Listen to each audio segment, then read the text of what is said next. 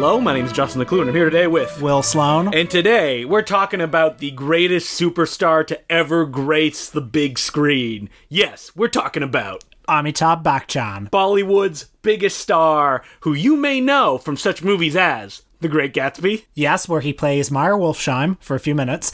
He's also, of course, famous for Slumdog Millionaire, which he isn't actually in, but he's in that scene. That's right. His spectral presence is in it. An actor pretending to be him that you never see, I think, the top of his head and just the back of his body. But look, he's the most famous man in India. The biggest star they've ever had. A man held in regard somewhere between, I don't know, Humphrey Bogart and Abraham Lincoln. Or God. Or God, Yeah, pretty much. Like, there's no equivalent in North America for someone like this. And for us, you know, I think we've always been interested in Amitabh Bachchan. We've always liked the idea of Amitabh Bachchan. And we've gone, how are we supposed to get into this? Because the man has a daunting filmography. And honestly, there's books written about him, but they're written in a certain style that you get with a lot of Indian film writing, which is very enthusiastic, a lot of just kind of like tabloid journalism kind of stuff. Not very rigorous. No. But we did read a book this week by Sunny Singh, which was published by the BFI, simply called Amitabh Bachchan, and that's where we learned most of what we're going to say on this episode. Yeah, basically we're going to recite the stuff that we learned in that book. But Amitabh Bachchan, you know, over 100 movies, also just like a vast career that spans 1970s to now. We just saw a movie in theaters, a big giant blockbuster that starred him. And,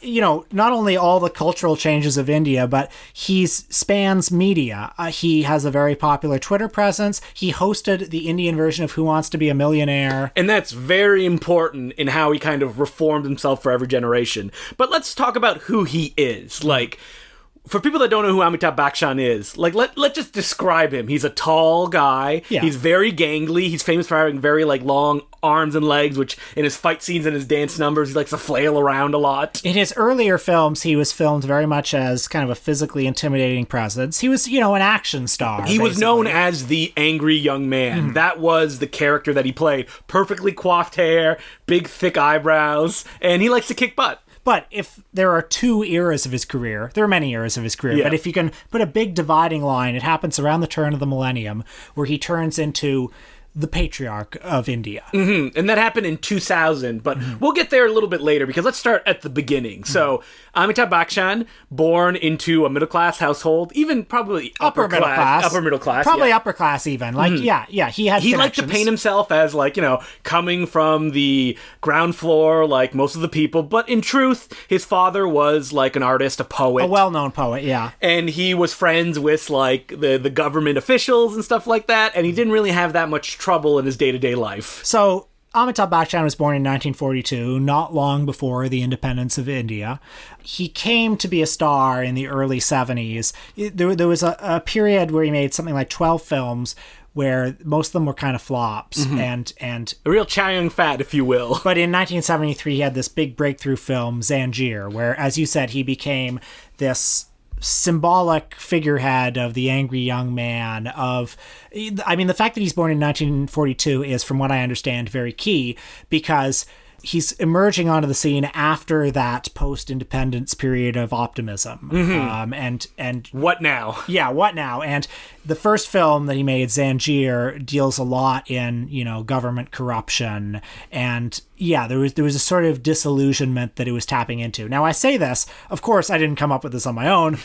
I read this in multiple books, because I think one of the reasons we were interested in doing this topic is because, as much as we like Amitabh Bachchan, it's like there's a whole range of associations with Indian audiences for him that we're just not going to get. So we should talk again. You got to be there. About, like, what the superstar in India is, because they are an all-encompassing, like, character, essentially, right? Because, like, Amitabh Bachchan represented a certain thing that for a while, like, he would play that over and over and over again. The reason he could make 100 films is that him as a person, especially at the beginning as the angry young man, or Vijay, which was the name of his character, which, like Jackie Chan, he would take from movie to movie.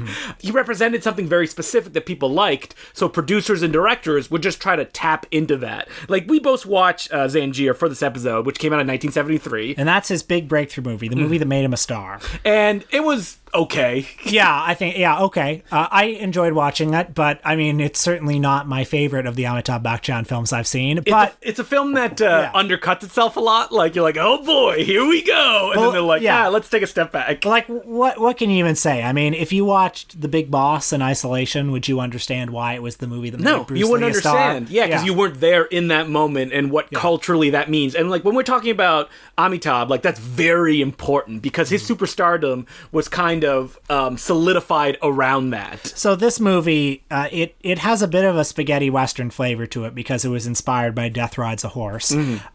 He plays a character named Vijay, who as a child sees his parents murdered, and he remembers the bracelet on the killer's hand, and that's going to carry him into adulthood as he lusts for revenge. Now, he eventually becomes a cop who goes too far. Well, he's a good, honest cop in a corrupt town. And also there's a love interest, Mala, played by his real-life wife, Jaya Bajuri. And she's a knife sharpener. A street-smart knife sharpener, and she sings a big song about how good it is to have a sharp knife. And wink. Yeah. Wink, wink. Now, she witnesses the bad goings-on of the local gang, and she has to be a witness. So the movie is 2.5 hours long. Ooh, it's not 3 hours long. Most of the films I watch were 3 hours long. A lot happens in it. I'm not going to get into everything. So essentially, Amitabh runs afoul of the powerful gang leader. Amitabh gets framed for accepting bribes. He goes to prison. He comes out. He's pledged to Mala that he's not going to seek revenge, but he wants revenge so much. It was so exciting. He meets the bad guy. He's like, I was in there for 6 months, so I'm going to make the next 6 months of your life a living hell. And then his girlfriend's like, you can't do that. And he's like, you know what? You're right. Violence isn't the answer. I'm like, no! But eventually... violence is the answer. And then, wouldn't you know it turns out the gang boss is also the guy who killed his parents. Oh, yeah. Just like Batman. Yep, he sees the devil in the moonlight. Oh my god, he goes crazy. And in the classic Bollywood style this period, a lot of flailing limbs, like people being thrown through stuff. But like Jackie Chan, I'm going to bring up Jackie Chan a lot throughout this episode, Amitabh Bachchan would say, I do all my own stunts. And by the way, I think Jackie Chan and maybe Clint Eastwood are the only two stars who are kind of comparable to him. In terms of somebody who's had a career that long and who means that much. But I think the difference is that Amitabh Bachchan, as far as a public-facing persona, was never a director. Like, he never took control of his projects beyond probably being in the background and going through it. As far as we know. Yeah. Again, two white guys, not from India, don't speak the language. Yeah, but he's sort of the author of his career. He is definitely. And, like... The thing, again, we said this in our Bollywood episode, is that like these movies are so separated from what we usually watch as North Americans on a day-to-day basis that sometimes it's tough to get in those rhythms where they're like 3 hours long and you feel those 3 hours. Well, whenever I go to see an Indian movie, I always kind of get myself in the headspace of like going to the opera, where it's kind of like it takes up the whole evening and you just... Yeah, you just immerse yourself in it. Like, you forget about the outside world. It's like going in a sensory deprivation tank. So while Zanjeer was the film that kind of made him a star, Sholay is the film that made him a superstar. And I think Sholay is kind of the only movie he's made in India that has kind of penetrated Western consciousness in any way. Like very barely, I feel. Barely, but it's the one that has like sort of made a bit of an inkling on kind of like Western cult circles. Still does not have a North American DVD or Blu-ray release. Which is a shame because I actually think there are like several Amitabh Bachchan movies that could become like... Perfect, easily. Like if Arrow Video wants to get in on that and start kind of repackaging Amitabh Bachchan films. I mean, I wonder why, because like... I think it's just because people are not familiar enough with them and because it's mostly white people that are running these companies. And the Indian companies probably don't see much of an advantage. No, and maybe they have been approached and been like, hey, can we do your film? And they're like, no, we know what happened when we gave kites to Brett Ratner. That was a disaster. That's a deep cut for people who were around at that time. I saw the Brett Ratner cut of Kites. But hopefully that can happen because I would love to see a movie like Sholay in a proper contextualized edition. That seems like something that like Criterion should jump on easily. But Sholay is a wonderful movie. I mean, it's got so much stuff in it. That's what I'm going to say. Speaking of spaghetti western, that is the ultimate kind of spaghetti western structure and look and feel and music and the action. It's got a great scene of them, riding a motorcycle with one on the other guy's shoulder singing a song. It's got, funny comedy bits. It's got everything. It's often termed the beginner Bollywood film, along with the other film that he made around that time, Diwar, which is, again, a kind of like raging against the institution that Amitabh Bachchan, as the angry young man, would make his bread and butter for a little while. But as the Amitabh Bachchan book that we read by Sunny Singh, he kind of moved away from raging against the system and focused on raging against the individual that he wants, vengeance on. Yeah, I mean, Amitabh Bachchan certainly becomes more powerful in real life. How long can you remain an outsider? And the book makes the case that he became a rather more conservative figure. Yeah, but conservative in a way that, like, wouldn't shock most audiences. Just kind of like, oh, I'm poor and I need to become middle class, usually to be able to execute my vengeance and, gather wealth, because that's what somebody does. And his career very much mirrors the progression of Indian society, but we'll get to that in a bit. Yeah. There's another early movie that we watched called Amar Akbar Anthony from 1977. And this is another one that was like very important in his evolution as a superstar, because it redefined who he was, because he was known as the angry young man who's like fighting against forces that he can barely get over, usually dying tragically before the end. And this is the one where people went, oh no, he can be funny too. So the plot involves three young men who were separated very early in their lives. They had a father whose life was destroyed by the local gang leader, and they're separated from their mother, who went blind tragically, and they go to other families, and they have three wildly different lives. One becomes Hindu, one becomes Muslim, the other Christian. And one becomes a police officer, the other a tailor, and the other one a wacky nightclub entertainer. And guess who Amitabh Bachchan is? He's the wacky nightclub entertainer. Whoa! My name is Anthony. I've never seen him like this, popping out of a giant egg, doing his song and dance. I love Indian movies of this time. Always look like they're shot in just the shittiest banquet halls. Yeah, they are. They look like where I would have had my hockey team's trophy ceremony. You're just thinking of Disco Dancer as well, Yes, right? I am thinking of Disco Dancer. Like, they're the ugliest sets I've ever seen in a movie are in Disco Dancer. Yep. And so all these brothers who were separated at birth, a very common event in masala movies, which masala movies, we didn't say at the beginning, are kind of like, fun entertainment films where everything can be thrown into it. It's like a big buffet. Yeah, exactly. Like, you're going to have some action scenes, you're going to have some musical numbers, you're going to have some drama, you're going to have some romance, you're going to have some comedy, but at the same time, like, don't expect, like, an action scene to happen every 10 minutes, because you will be very disappointed. Well, this is another thing about adjusting to these movies, because you have to imagine yourself, this is the entire evening's entertainment in India for the entire family, so there's got to be something for everyone. Like, you're having a different relationship with this movie than we would have with a movie here. Yeah, because like you go see an action film and you expect like action scenes here and here, or even a musical. Like, to mix both of them together, it's not bad, it's just different. And it's about like attuning to that. Yeah, and the wild tonal shifts. Yes. Like heavy drama, goofy comedy. So how is Amitabh in this movie, though? Does he pull off those comedy chops? I think so. He's a big goofball. Yeah, he's pretty silly. He's pretty funny in the musical numbers. I enjoyed the movie.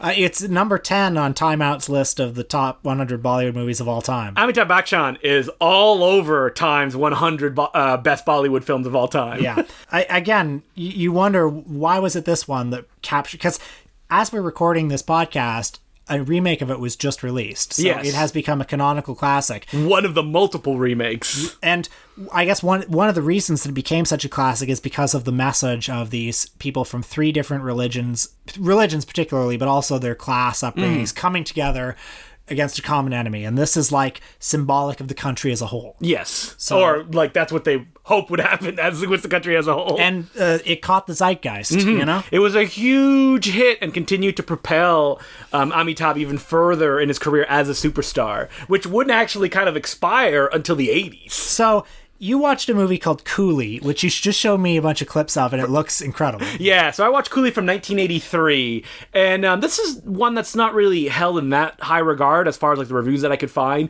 but it was everything that I wanted from like a crazy masala Bollywood film. The colors like sear your eyes. Amitabh is doing crazy stuff in it. He's introduced with his pet hawk taking the gun from a bad guy, dropping it in his hand, and then Amitabh turns dramatically with like a little cigarello in his mouth. Mouse, Clint Eastwood style, where he then jumps off like a platform to land on a train where he heroically walks down. You showed me some wacky Jackie Chan style fight scenes. Yeah, with stunts that you're like, oh my god, that must, like, people died doing that. And there's that really goofy comedy scene. He's handcuffed a woman to the bed. And Amitabh decides, oh, I'm going to make myself a French omelet, turn it to the radio station because they'll tell me how. And then she keeps turning it to a yoga channel where he then starts imitating the yoga instructions while he's trying to make the like Three Stooges stuff. Like putting a hot pepper in his mouth. And he's like, whoa, and then steam shoots out of his ears. So you mentioned, of course, that people might have died making this movie. Well, I can tell you somebody who almost did die, and his name is Amitabh Bachchan. So what ended up happening on this film is that, like, a pretty routine stunt, and this is how it always goes, where, like, Amitabh, like, rolled over something and got punched and thrown up against a sign, injured him so badly that he essentially went into a coma, and the doctors were like, he's going to die. And so in 1983, when this happened, all of India went bananas, and like they waited by his hospital, and like they just prayed that he would come back to life somehow. Daily updates on radio, newspapers. Yeah, that's all, like, front page. The country was just in premature mourning, and this was kind of the height of his stardom, I think. It's funny because you watch the movie and it's just like classic Amitabh kind of masala, just anything goes wackiness, and you think of, like, wow, but these people, like, they genuinely cared about this actor. Like, he meant more to them than just, like, some guy I like to go see. Like, he was everything. And you showed me the fight scene where he almost died, and, you know, it's just a goofy fight scene, and then there's the pause, and then the text comes up on screen where it says, this is the shot where Amitabh Bachchan was gravely injured. And it's not even, like, in the end credits or anything like that. It is right in the middle, in the diegesis of the fight scene. Like, the screen stops. And that text comes up, and then the fight goes again, and he punches Amitabh, and there's a pause. So the audience would be like, yeah! And then he falls over the table, and there's another pause, I think. Yep. And then the fight scene goes on. And yeah, the audience is supposed to cheer along or maybe dry their eyes while they're watching this. Because, like, when Amitabh... It's like Faces of Death. When Amitabh actually got better, and he said that it was really the people that, like, wanted him to be better that saved him. Like, he's very good at, like, mythologizing his own existence. And, like, oh, wow, people caring about him is what brought him to life, which means that even the end of Coolie was changed because he was supposed to die at the end. But instead, he gets shot a bunch of times, and then thankfully all the religions coming together, and you see every single one of them praying, brings him back to life, where he stands on a balcony and thanks them in the same way that the real Amitabh did after he got out of the hospital. Shortly after this, Amitabh Bachchan started his political career. Yes, he had a political career. This was after the assassination of Indira Gandhi, when he was sort of recruited by the Gandhi family. And he was friends with. Yeah, he was quite close with them. Rajiv Gandhi was the next prime minister. He was encouraged to run as an MP. He won it in a landslide. He ran against a pretty popular MP, I think. But he's Amitabh Bachchan, like the country's biggest superstar. So he served, I think, 3 or 4 years while he was still making movies. That's insane. Can you imagine Arnold Schwarzenegger, like, still making movies as the governor of California? Yeah, he did. It was called The Expendables. That's right. I forgot about that. But not 3 hours epics. But yeah, his political career ended rather ignominiously because the Gandhi family was brought down in some scandals, corruption, bribery type scandals. I don't know a lot about it, unfortunately. And Amitabh was not a cabinet minister. He was not closely connected to it, but the taint was all over him. And the next government, or the next regime, put him under a lot of investigations. It's really, like, if you read about it, it basically came down to a Swedish arms company supposedly bribed some Indian officials, including Amitabh Bachchan and his brother, to buy guns for them to give to the army. And that haunted him for a decade. Can you imagine that haunting, like, an American politician at this point? Well, I mean, there's a problem, which is that Amitabh Bachchan is like the hero of the dispossessed, the hero of the working class. Well, we didn't even talk about the fact that, like, his co-star Rekha for a long time, the fan magazines and the newspapers were obsessed that they were in a relationship together, which they probably were. So part of Amitabh Bachchan's mystique was that he was maybe a bit of a ladies' man. Even though he was happily married. And there are two pillars to this, right? Yeah. Yes, he had a very secure and happy home life. He had 2 children, both of whom have become stars. Superstars, yeah. But yes, he had a bit of a wandering eye, and there were always rumors, particularly this actress Rekha. Yeah. And they made many movies together, and she would write articles for fan magazines.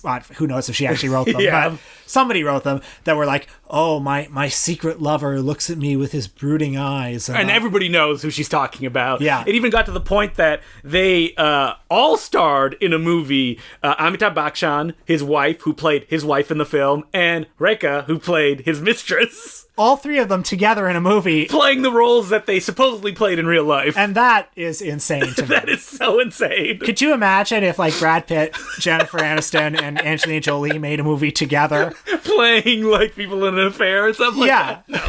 But that's, again, like, it's unimaginable for us and our, like, understanding of North American or even European celebrity versus, like, other countries. Like, we talk about that when we talk about, like, Hong Kong, right? The idea of, like, pop stars starring and winning tons of awards. It's completely foreign to us. But there, it's fine. Like, it's not that big a deal. Now, after his time in politics, Amitabh Bachchan's career started to go in the downswing a little bit. There were a number of reasons for this. I mean, he had image troubles, of course. And I mean, his image was something that he always very... And his image was always something that he cultivated very specifically because, like, in the 70s, because of his relationship with the Gandhis were being kind of investigated, and because they were doing these terrible things where they were crushing the press and stuff like that. And Amitabh Bachchan made a decision, I'm not talking to the press at all anymore. And he put a whole block on it for a long time. And at that time, nobody cared. Because they had an idea of who he was. You didn't need to do interviews to kind of reinforce that fact. Because there would be so many Amitabh Bachchan films that sometimes he was competing against himself at the box office. Because he would shoot like 4 films at the same time, and they would be released at the same time as well. But, you know, eventually the press, I think, really turned on him. I mean, there's a war of words, you know. And when you're in the industry for that long, right? Like, how can you keep your image going without changing it? Well, you know, he's aging, so he's not the cool, young, brooding guy anymore. And also his style of action movie was going out of fashion in the early 90s. And, you know, creatively, he seemed to have got into a bit of a rut. I know there was a period in the 90s where he wasn't working much because he tried to become a business mogul. Which lasted, I think, only 4 years before he declared bankruptcy. And one of the things that he did was he, I think, staged the Miss World pageant in India. Yeah, he did. Which was, I think, controversial. But he came back to acting in the late 90s, not very successfully, until 2000. He starred in a movie called Love Stories, or Mohabbatein, in 2000, which had the notoriety for also co-starring Shah Rukh Khan, who at that time was another mega superstar. And he is probably his Amitabh Bachchan's like successor as most famous man in India. But Amitabh Bachchan in this film Love Stories, he didn't try to like do his Vijay role or his like angry young man. He played the stern disciplinarian who was butting heads with Shah Rukh Khan. Like Amitabh in that movie didn't get any songs or anything like that, no action scenes. He was just up against Shah Rukh Khan as this figure that people hadn't really seen him play before. Like he didn't dye his hair, it was gray, he looked his age, and people really responded to that. And this was also a time when you know, that feeling of anger and discontentment of the 70s wasn't there anymore. No. There were these big like neoliberal reforms, these big economic upheavals that led to this, you know, gigantic middle class and, you know, a lot of people aspiring to this kind of consumerist lifestyle, you know. And so Amitabh, you know, he took that role. He got back together with his wife and they appeared on screen again. He appeared with his children. His image suddenly became, again, this kind of like middle-class conservatism family unit. And that was important to see up on screen in the 2000s. And he became like the godfather of Indian film, you know. He kept acting. He never stopped acting more and more. But in the 2000s, he was suddenly popular again. And Who Wants to Be a Millionaire? Yes, that was the big thing that kind of took him over the edge. In addition to the Shah Rukh Khan movie, yeah. Yeah, because Who Wants to Be a Millionaire, suddenly he's being beamed in everybody's house, probably once a week, and it wasn't just him taking on this role, it was also him kind of expanding what people knew about him. Like, he famously, like, would do a sermon at the beginning of every episode. And people would tune into it just to watch Amitabh's address to the nation, exactly. basically. And, like, he would quote lines from his movies, but at the same time, he was also down to earth. Like, he wasn't this big, towering figure on the show. He was on the level of the contestants, and most importantly, the audience, like, looking them in the eye, and kind of being more, or, you know, acting like a human being. And I've always been very curious about this period of his career, because I've always thought, like, how is it possible that the most famous man in India hosted Who Wants to Be a Millionaire? It's like what if Tom Cruise? Yeah, what if Tom Cruise hosted Who Wants to Be a Millionaire? But yeah, I think that like he probably just wasn't that famous anymore. Like, he was out of style, and this was an opportunity for him to like get back in there. You got to remember, when Who Wants to Be a Millionaire, I mean, Regis Philbin is not our our Amitabh Bachchan, but it's like, it was a big deal when it came out. Yeah, and from what I understand, the Indian Who Wants to Be a Millionaire was the only international spin-off of it that really used its host's kind of whole career in the way it impacted audiences. Like, it drew on his mythology. And Sunny Singh, in her book, actually talks about how the fact that Amitabh was known as this big, kind of gangly, using his limbs actor, and then on the show, he was sitting down, and he was calm, and he didn't move around that much, just like his role in Love Stories presented him in a different light. People who had known Amitabh their entire life go, oh, wow, we never saw this side of him, and he seems more affable and human, so I want to follow this person, giving him another giant boost to his career. And he's still one of the biggest stars in India. We just went to see his new movie out, in which, as I understand, it's the first movie he's made with Amir Khan, who's one of the biggest stars in India as well, from Lagan and Dangal and all those movies. Justin and I went out to see it at the Albion Cinema in Etobicoke, one of our favorite places. And we were a little bit sad when we got there, because it had just opened on the Friday. It was known as like the biggest Indian film ever. I think it costs the most. Yeah. And we got to the cinema, and the person taking our tickets seemed confused that we wanted to see it, and they said, oh, it's in cinema number 2. And we're like, no, the little cinema. Well, little cinema. It was still huge. It's massive. And the sound was like and it was essentially 6 people in this giant cinema for this film that just opened.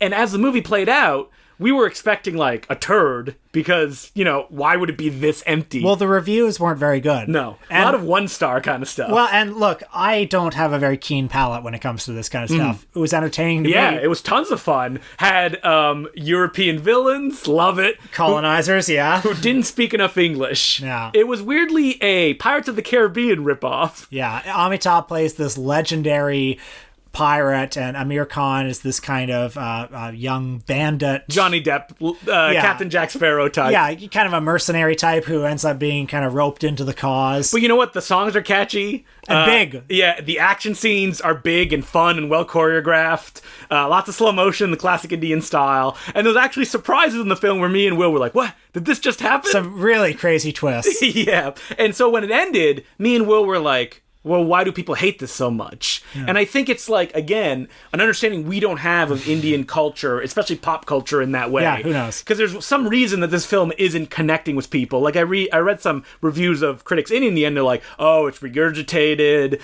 It's like stuff we've seen before. We know how it's going to end.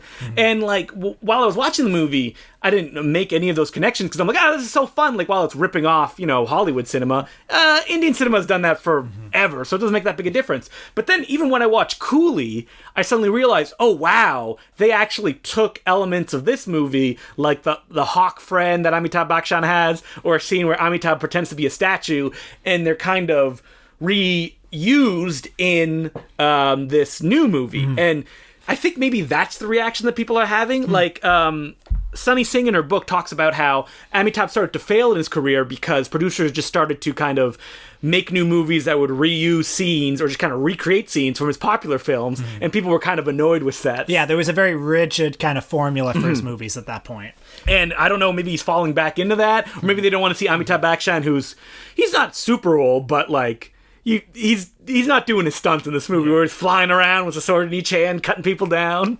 But I mean, aside from this movie, though, he's had many movies in the last 20 years, some of which were quite successful. Like there was Pink. Yeah, that's a very good movie. Yeah. A drama about him defending women that are accused of. I think they bring an accusation of rape against men, and then it gets flipped back on them, and then Amitabh has to help them kind of figure it out. He's kind of the eccentric attorney. Exactly. And that was quite a praised performance, I understand. There's a film Black that he starred in as well, which is a kind of retelling of the Helen Keller story that he stars in. There's Sarkar, which is a Godfather kind of ripoff, which was also very popular. And again, The Great Gatsby. Yes. It's weird that, like, American producers, or even any international producers, can't get it in their head to, like, oh, Amitabh should play a role in this, because the Indian population will come running. Maybe Amitabh doesn't care. Maybe. But remember that he was going to star in a film. That's right. What was it called again? It was called, I think, Shantaram. Johnny Depp was going to be the star, and he was going to co-star in it. But it got canceled because of the writer's strike in 2008. What a world to live in where Amitabh stars in, like, a international production. Because even in The Great Gatsby, he speaks very good English. Yeah. So, like, that's definitely not an issue. It's mostly an issue of probably producers going, oh, I don't know who this person is. But I remember The Great Gatsby, I think, was the opening film at Cannes that year, and there were lots of pictures of, I think, Leonardo DiCaprio and Amitabh Bachchan, like, side by side, cutting the ribbon of the festival or whatever it was. Like, even though he appears in, like, 2 minutes of the movie. But it's like, that goes to show you, that's how big this guy is. Yeah. And so if I were going to make some recommendations of what you should watch if you want to get, like, the Amitabh experience, only because I'm still buzzing with it because I watched it today, Coolie would definitely be the one that I would point people towards, because it is so big and goofy, and it just kind of highlights masala cinema in a way that I've come to know it, which is, very shallow. Cholet, obviously. Yeah, and Dawn is a wonderful movie. Oh, man, Dawn. Which, I just have to say again, has my favorite thing where Amitabh is chasing a guy, and the guy jumps in a car, and you're like, oh, man, I hope Amitabh is driving, and then he is. That's the best. And like we said, Pink, stuff like that.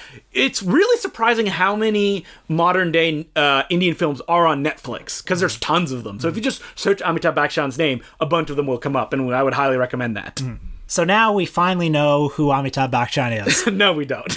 We know almost nothing, but hopefully we gave people an introduction enough to want to go and check him out and to see his movies. And it's exciting for me to know that there are just 100 movies out there. So many of them. And how do we know that some of them aren't a coolie out there as well? Yeah. More coolies. Yeah.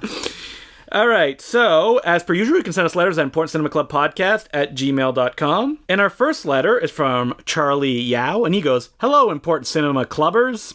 I recently listened to your Patreon episode on Kill Bill, and one thing you both said was how much you disliked the idea it was elevating the genre, and conventions it was quoting.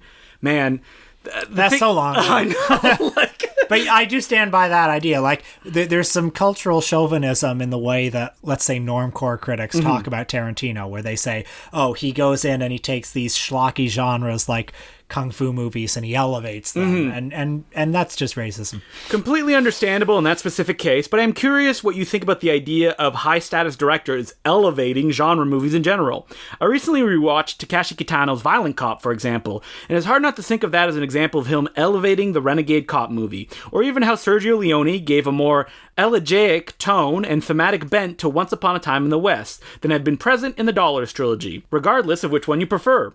I wanted to hear your thoughts on this and tell you to keep up the good work. All best, Charlie. I have some thoughts on this. I think Once Upon a Time in the West is one of the best spaghetti westerns, and I think to talk about elevating the genre is like... But that's almost saying, like... It's snobby, yeah. Because it's like, oh, but this one is, like, better than the Dollars trilogy. And so I can remove this one from this this kind of ugly déclassé genre and not get my hands dirty because it's not part of it. And like Violent Cop, not only is it coming from like culturally who Takashi Kitano was in Japan at that point, I think that we also look at it based on all the other work that he would go on to do after that. And I think that there's baggage there. Like, I like Violent Cop. I don't know if I love it, but I think that it's because of who he is that's doing that. Again, the problem when you say, like, elevating, and this has come up a lot in relation to horror, where people are like, oh, it's elevated horror. Oh, yeah. And all that means is,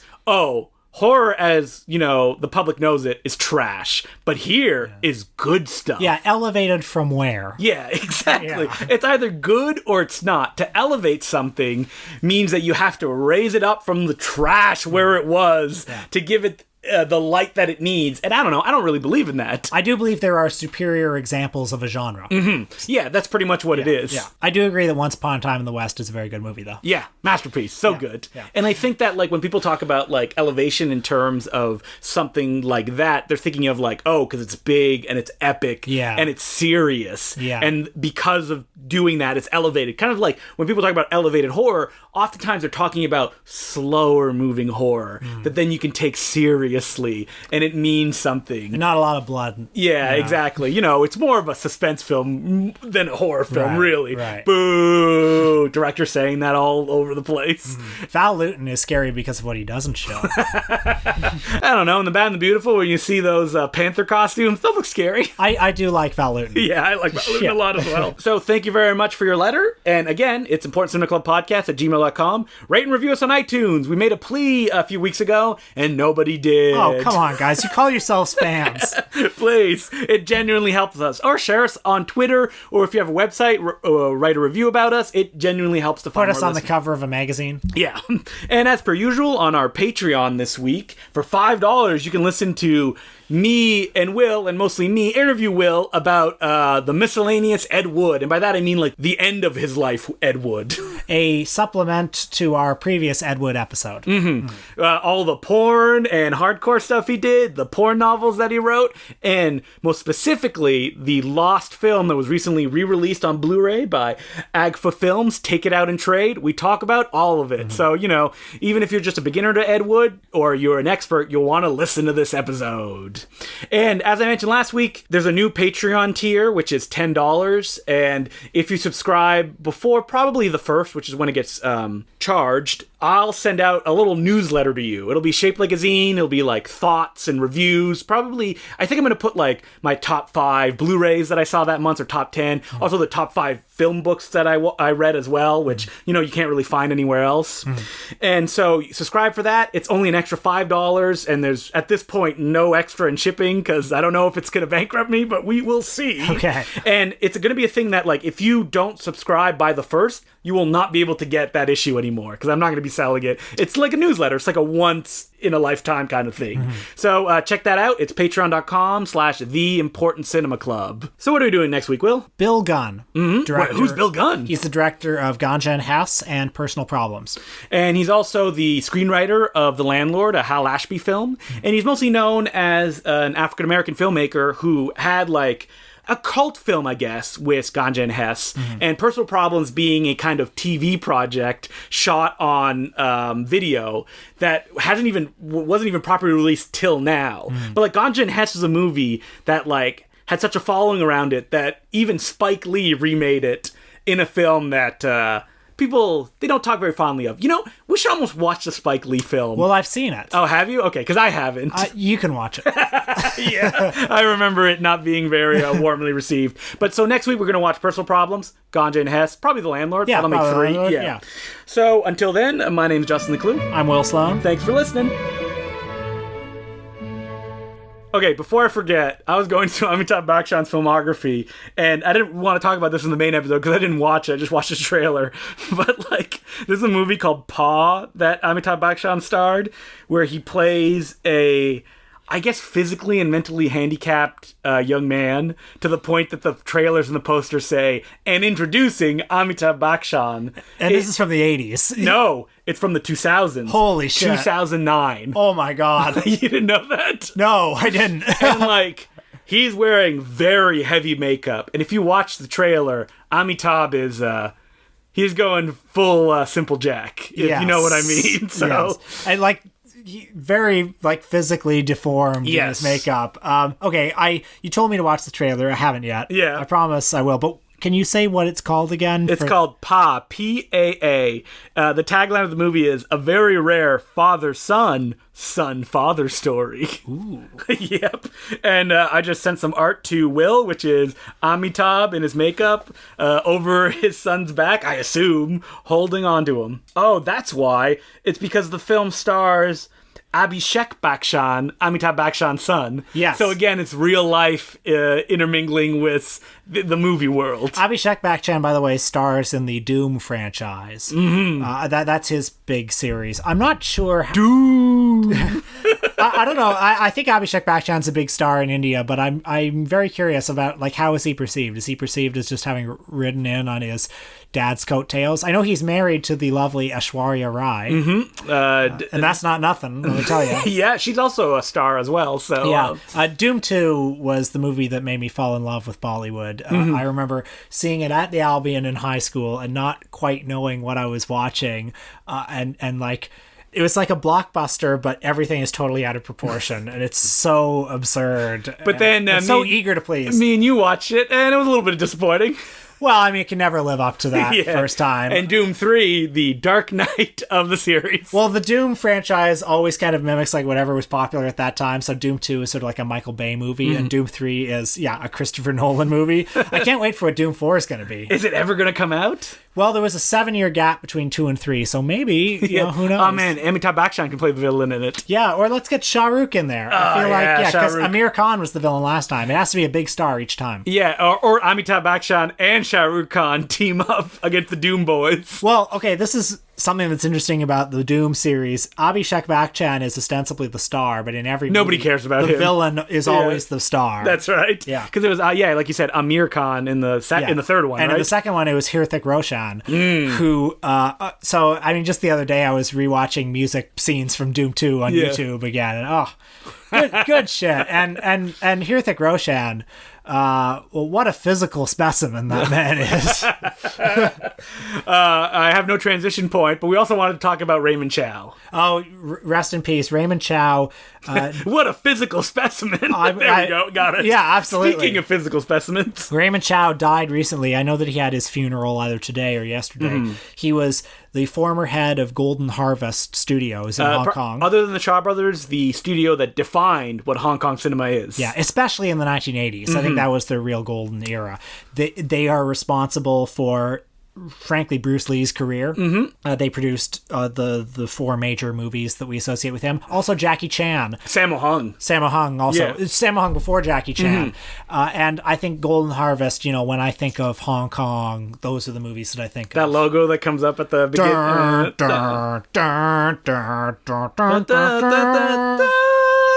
And I mean, it's kind of hard for us to get a handle on Raymond Chow, as a person, or as other than like, whoa, he's still alive. Well, I didn't know he was still alive. But he appeared in the Donnie Yen picture Kung Fu Killer. Very briefly. Yeah. But he's the godfather of so many careers. Like without him, who knows like what could happen? Because he did break away from the Shaw Brothers system because he was like, there has to be a different way to do this. Because Shaw Brothers are so regimented, and that's why stars like Sammo and Jackie and other people like that went to work with him because he gave them a different opportunity. Well, without Raymond Chow, there's no The Big Boss, there's no Fist of Fury, there's no Enter the Dragon. What would the world look like?